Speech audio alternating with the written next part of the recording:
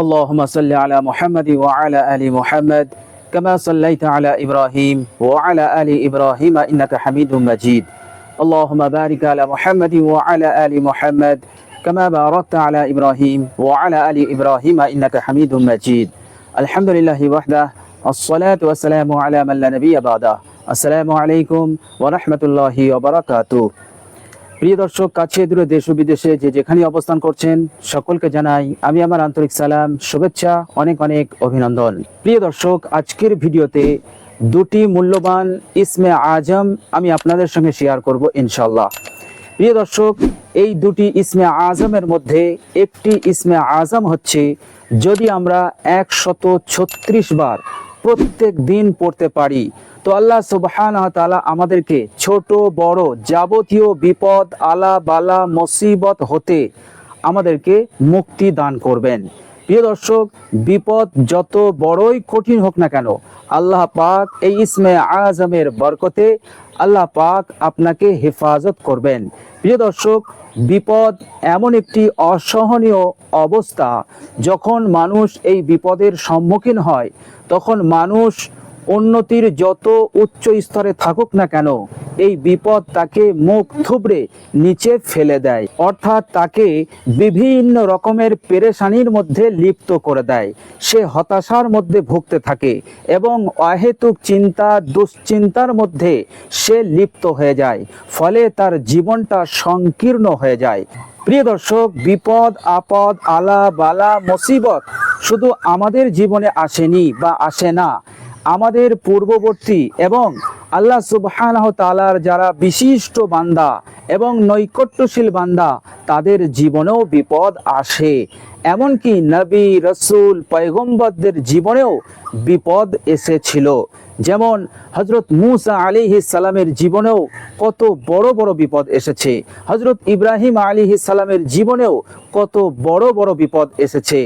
বাদশাহ নমরুদ হযরত ইব্রাহিম আলাইহিস সালাতু ওয়াস সালামকে আগুনে পুড়িয়ে মারার জন্য সে বিরাট আকারের একটি অগ্নিকুণ্ড করেছিল।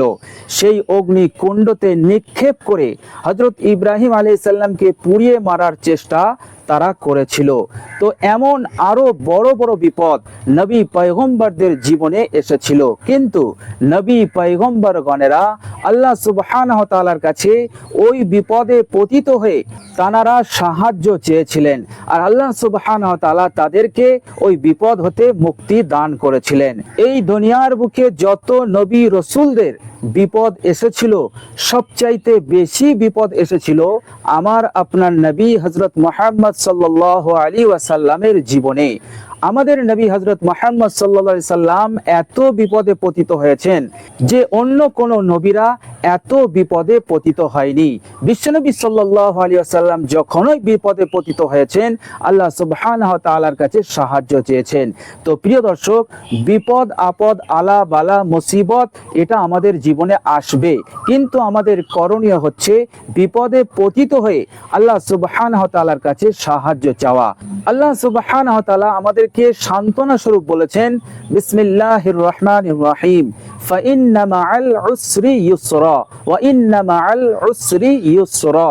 আল্লাহ সুবহানাহু ওয়া তাআলা বলছেন, প্রত্যেক কষ্টের সাথে স্বস্তি আছে, নিশ্চয় কষ্টের সাথে স্বস্তি আছে, কোনো বিপদ স্থায়ী নয়। তো প্রিয় দর্শক, আমরা যদি কোনো বিপদের মধ্যে পতিত থাকি, ছোট হোক বড় হোক, আপনি এই ইসমে আজমটা যেটা আমি আপনাদের সঙ্গে এখনই শেয়ার করব, এটা প্রত্যেক দিন 136 বার করে পড়ুন ইনশাআল্লাহ। আল্লাহ সুবহানাহু ওয়া তাআলা নবী এবং রসুলগণদেরকে যেভাবে বিপদ হতে হেফাজত করেছিলেন, ঠিক অনুরূপভাবে আল্লাহ সুবহানাহু ওয়া তাআলা আপনাকেও হেফাজত করবেন। প্রিয় দর্শক, আর সেই মূল্যবান ইসমে আজমটা হচ্ছে বিসমিল্লাহির রহমানির রহিম, ইয়া মুমিনু। প্রিয় দর্শক, ইয়া মুমিনু এটা আপনি প্রত্যেক দিন 136 বার করে পড়ুন।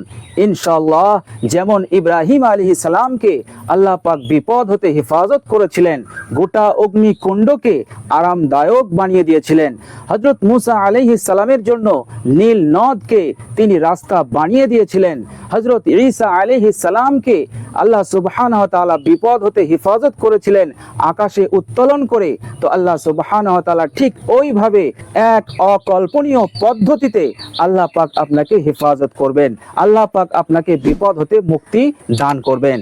তো প্রিয় দর্শক, ইয়া মুমিনু এই ইসমে আজমটাকে আপনি 136 বার করে পড়বেন। প্রিয় দর্শক, ইয়া মুমিনু এই ইসমে আজমটির বাংলা অনুবাদ হচ্ছে হে নিরাপদ দানকারী। তো প্রিয় দর্শক, আপনি ইখলাসের সহিত, ইয়াকিনের সহিত আপনি 136 বার এই ইসমে আজমটাকে পড়ুন। দেখবেন কত দ্রুত আপনি বিপদ হতে আল্লাহ সুবহানাহু ওয়া তাআলা আপনাকে স্বস্তি দান করেছেন, আল্লাহ সুবহানাহু ওয়া তাআলা আপনাকে সচ্ছলতা দান করেছেন।